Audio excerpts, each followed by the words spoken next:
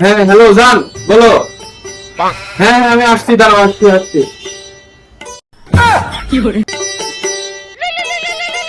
হ্যাঁ হ্যালো। হ্যাঁ সোনা, কি কিছু খাবা? নিয়ে আসবো? কোথায় আছো? আচ্ছা ঠিক আছে, আসছি, তোমার জন্য আইসক্রিম নিয়ে আসছি।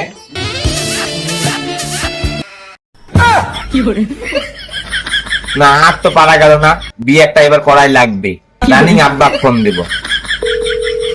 ওরে মনা যৌবনটা বৃথা গেল চাইয়া দেখলি না রসের গোলা খাইয়া দেখলি না আমার কাছে এখন আবার কি ফোন দিল?